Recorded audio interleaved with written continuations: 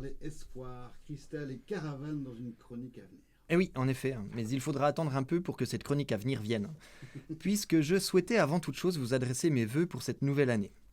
Oui, vous remarquerez que j'ai bien dit mes vœux et non pas mes meilleurs vœux, puisque je vois pas pourquoi je devrais vous adresser les meilleurs et garder pour moi les moins bons, ce qui m'assurerait ainsi une année de piètre qualité. D'autant plus que je sens que cette année sera mon année. Ah, quoi de plus beau pour un amateur de jus de raisin que de passer 366 jours dans 2020.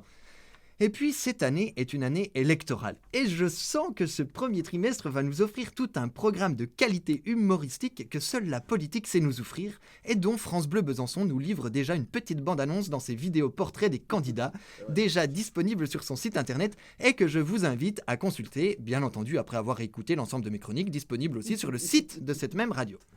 Non, franchement, je sens que cette année 20 sur 20 sera une année pleine de réussite.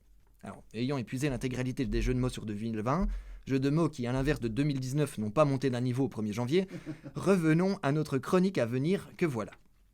Afin d'organiser au mieux cette nouvelle année, j'ai décidé de me rendre chez une voyante pour qu'elle m'apporte la sérénité nécessaire dont j'avais besoin. En gros, je voulais savoir si j'allais gagner de l'argent. Elle me répondit du tac au tac que non, mais qu'elle allait le vérifier en tirant les cartes. Bon, la seule carte dont elle tira quelque chose, ce fut ma carte bancaire, confirmant de ce fait sa prédiction. Voyant que j'avais affaire à une professionnelle, je décidai, comme elle me le demandait, de rester en la quittant. Afin de poursuivre sa prédiction, elle me demanda de lui tendre ma paume. J'avançai mon visage. La vieille dame, voyant d'un mauvais œil ma plaisanterie, changea de lunettes et me demanda de ne pas plaisanter avec la chiromancie, puisqu'elle n'était pas simple de voir deux mains dans une seule. Je fis donc le serment de ne plus prendre la paume pour un jeu. Je quittai un instant le regard perçant de la chiromancienne qui n'était plus toute jeune, me demandant pourquoi il y avait un poisson rouge dans sa boule de cristal posée sur le buffet. La femme, qui avait lu dans mes pensées, me répondit « Parce que c'est un aquarium ». Je me tus. Elle se mit à chanter un poème épique qui parlait de cheval, et pendant que j'écoutais intriguer la rhapsodie de la bohémienne, je compris rapidement qu'elle prenait son pied en prenant ma main. Vous l'aurez compris, elle était en transe.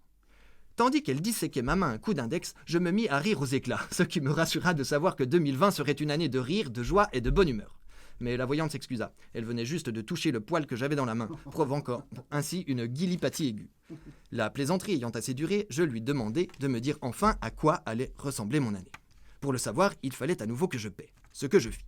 Malheureusement, je ne peux pas vous dire ce que m'a confié la chiromanteuse, mais ayant dû y laisser un bras pour obtenir réponse, je peux vous assurer que cette année, j'aurai plus de mal à me prendre la tête.